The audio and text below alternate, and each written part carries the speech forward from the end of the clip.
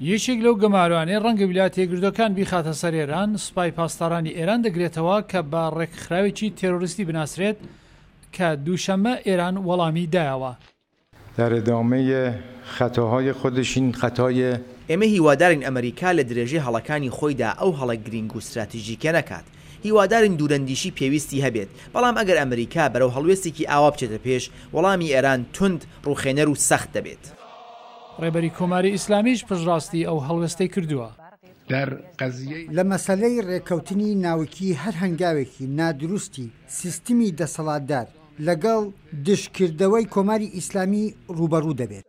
لە دەمێکدا سەرۆک ترامپ لە ڕۆژانی ئایندەدا ڕوونی دەکاتەوە داخۆ ئێران پایبەندی ڕێکەوتنی ناوچی بۆیان نا، چین دووشەممە گوتی هیوادارە ڕێکەوتنەکە لە جێگای خۆی بمێنێتەوە.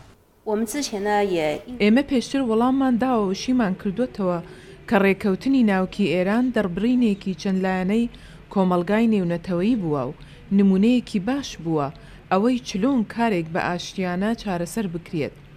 ئەو ڕێکەوتنە نەخشێکی باش و گرنگی لە مسۆگەری بۆ سازنەکردنی چەکی ناوکی و پاراستنی ئاشتی و سەقامگیری لە خۆرهەڵاتی ناوەڕاستدا بووە.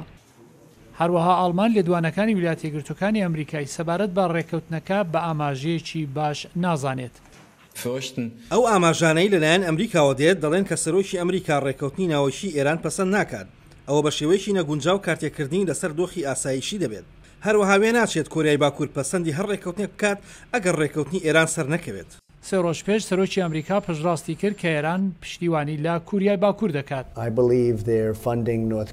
باوەڕم وایە ئەوان لەگەڵ کۆریای باکوور بازرگانی دەکەن و کاری وا لەگەڵ ئەو وڵاتە دەکەن کە بە تەواوی نەگونجاوە. ئیران ڕۆڵێکی خراپ دەگیڕێت و ئەوان حسابیان بۆ دەکرێت.